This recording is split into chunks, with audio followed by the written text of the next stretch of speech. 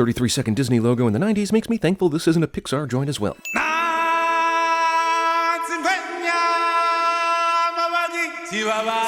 One of the best animated movies of all time opens with something powerful and dramatic, and for so many of the images and a well-constructed opening, we're going to take off 3 sins right off the bat.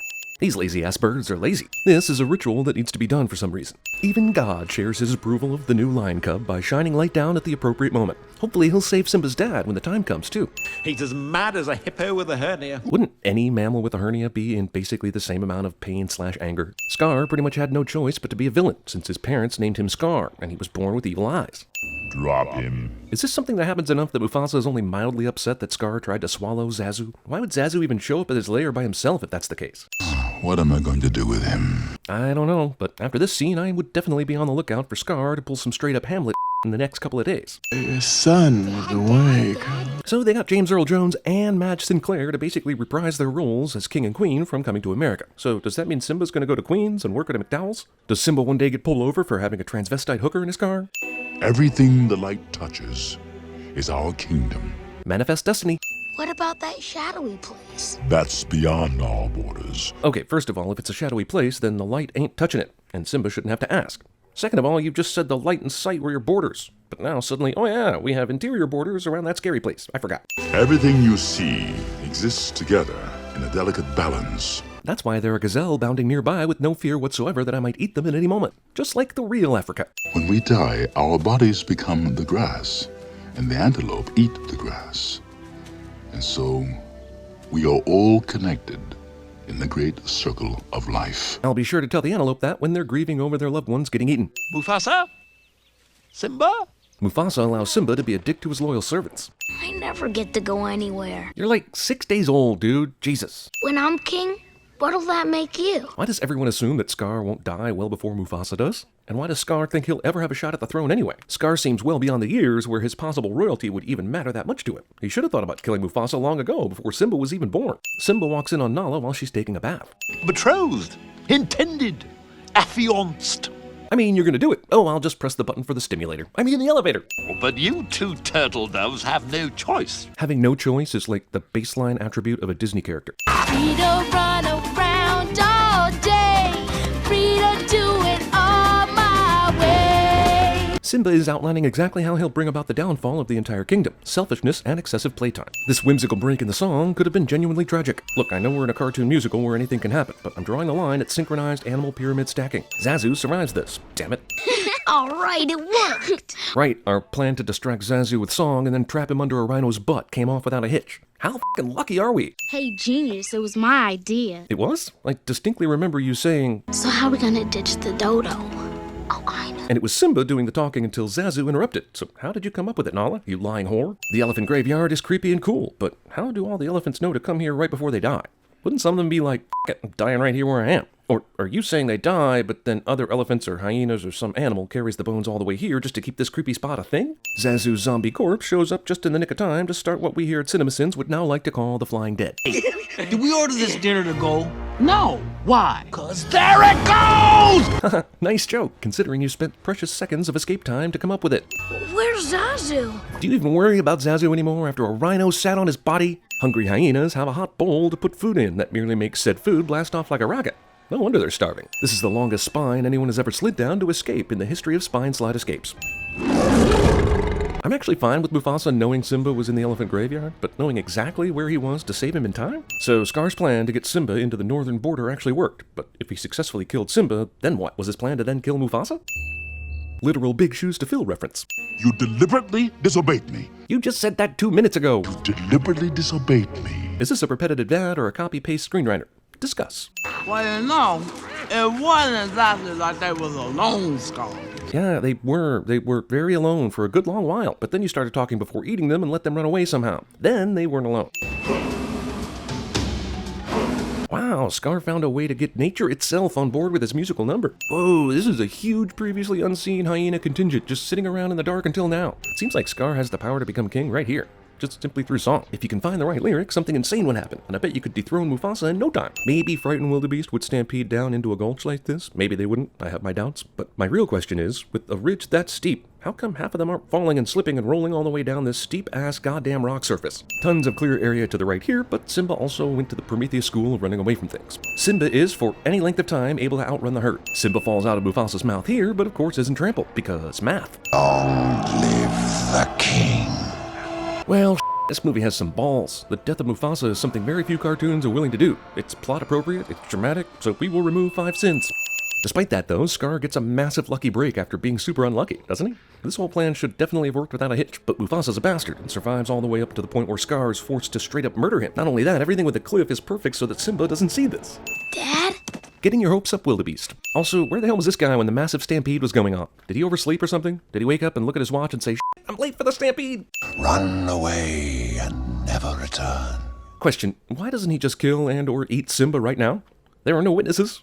And if he's telling him to run away, there's obviously a benefit for Scar to having Simba out of the picture. And he's a wimpy baby lion, who you already tried to have killed earlier anyway. So why send away alive the one dude that can challenge your claim to the throne? This is so much worse than monologuing. Kill him. What? This is even worse than not killing him. Why didn't you kill him 6 seconds ago? Why are you letting this turn into a game for the hyenas and You want him dead, right? They're the fools that failed you last time, dog. The fuck? Simba has to climb this to avoid the hyenas, but the movie glosses over that and he's at the top before they even catch up. Simba survives this. Simba's mom just accepts he's dead, with no body to be found, mere hours after everything went down. Zazu conveniently forgets that Scar punched him into a rock a minute ago when this started getting real. It's almost like he forgets the guy has all the markings of a true villain, that this is what he wanted all along and he was probably responsible for it. Buzzards start swirling around an animal that is clearly not dead and hasn't begun to decay for them to be attracted to it yet. Timon and Pumbaa ex machina. But my question is, why do they even give a It means no worries for the rest of your day. Even if you killed your dad, we promise that's not bad. Wait, cute song, but shaving his claws down like this is a horrible idea that only endangers him further out here in the wild, you dolt. And it hurt that my friends never stood downwind. Seriously, fart jokes are the literal easiest, laziest comedy there is, and it bothers me to see them in otherwise brilliant films like this. Also, And I got downhearted. How did you feel? Every time that Hey, Pumbaa, not in front of the kids. so it's completely okay to show and sound out farts on screen, just not call them by their name. Gotcha. Hakuna Matata. Hakuna Matata glosses over the thing that made Timon an outcast. Did he murder a family of 4? I bet he murdered a family of 4. How A Bug's Life should have ended. Simba definitely wasn't interesting during the time he grew into an adult, so we'll tell that story and dissolves as he walks across a log. Zazu can get his head between these bone bars, but not the rest of his tiny-ass body. Scar wanted to be king, for some reason. More food? Surely he had enough. More women? Knowing Scar, definitely not. So what the hell did he want from being king? At least King Claudius wanted to get a wife out of the deal. I don't see what Scar's motive is. The only thing he did was make the hyenas and lions live together. And then profits? It's a small world after all. No, anything but that. Annoying Disney tune was around even in the time Africa existed. On a scale of lazy-ass writing, burp jokes are literally one slot above fart jokes. What mook made that up? I'm wondering something. Did Disney ask Billy Crystal to do this voice? And when he turned it down, they got Nathan Lane to do a Billy Crystal impression. Some of you think these flower petals spell out sex when Simba falls into them. I think a lot of you have dirty minds. Hey, look, I think I see a vagina in those flowers. Ninja Magic Medicine Monkey is so ninja, I wonder why any of this movie had to happen. The lion sleeps tonight. Movie about remote African animals simply jam-packed with pop culture references. You know, for kids. Thankfully for the resolution of this story, Nala wanders really f***ing far from the Pride Lands to hunt, and does so on the huge continent of Africa, in the exact direction where Simba is. Phew, close one there. Also, Nala, a freaking force of nature lioness, can't catch up to a freaking warthog. By the way, Simba should get his ass kicked in this fight. He's been living the Hakuna Matata life, remember? He hasn't never had to hunt or do anything badass his entire life. Pleasure's all mine. Wait a minute. Pumbaa was food a minute ago. Are you telling me if someone vouches for him, he ceases to be food? Lady, have you got your lions crossed? Has any Disney movie loved puns more than this one? I don't think so, is what I'm saying. Can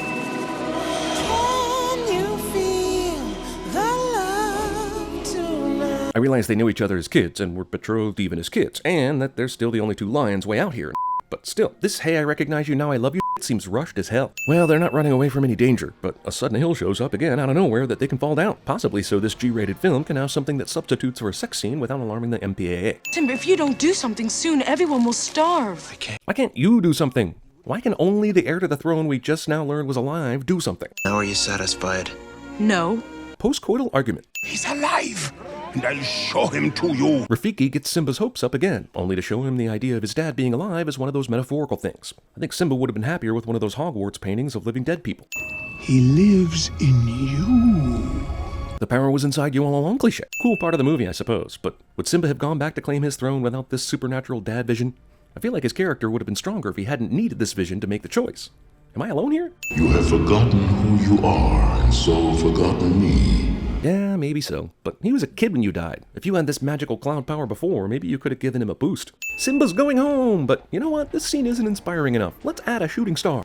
You know what? We need another. Okay, one more and we'll call it a perfect shot. Thank you. Man, the vegetation all dies, the weather is terrible. Everything about this entire ecosystem is based on the sitting Lion King's evilness or goodness. You guys have to create a diversion. Oh, really? What did you plan to do if Timon and Pumbaa didn't make the trip? Huge distraction caused in order to remove 3% of the hyenas in their path. Seems worth it. Tell me it's not true. It's true. Simba tells the truth, but somehow doesn't give the full story, one that he would easily be forgiven for, even if it's 100% true. You'd think as an adult he'd be like, my stupid little kid roar caused a bunch of wildebeest to stampede? I think not. Then you're guilty. No, I'm not a murderer. I mean, seriously, Simba makes things way worse by simply not telling the story. And murder? Does anyone in the Pride actually think baby Simba could have pulled off a straight-up murder of Mufasa? Lightning strikes nearby and sets on fire during the climax cliché. Wait, what the f*** is going on? Well, it's over now. Benson has joined the battle. Also, the f*** was this asshole waiting for? The battle to turn in the hero's favor? Are you talking to me? Now they're in for it. They call me Mr. Pig! Finally, taxi driver and In the Heat of the Night, together at last. Run. Run away, Scar.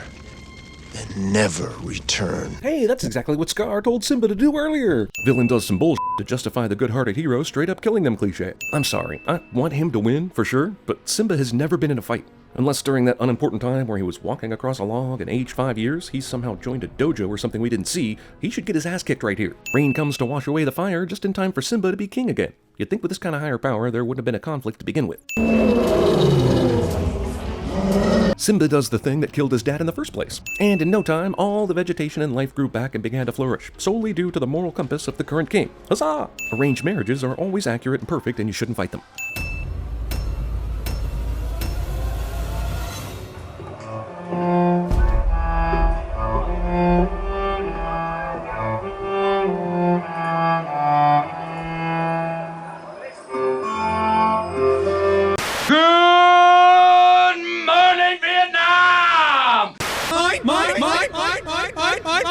I guess even kings get scared, huh?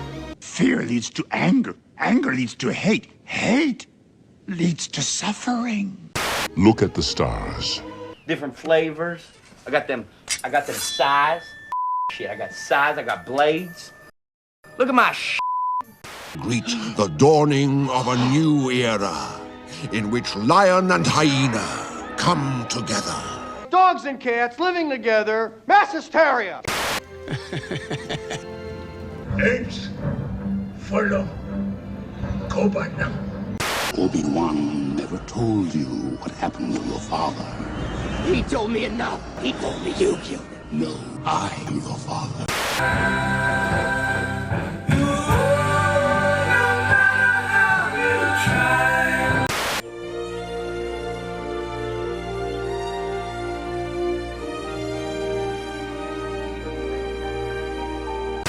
You can't change the past. And the book says we may be through with the past, but the past ain't through with us. It's my fault. It's not your fault. Look at me, son. It's not your fault. I know. It's not your fault. Simba's gone back to challenge his uncle to take his place as king. Oh. You have sentenced us to death. Perhaps they had better do so and decrease the surplus population.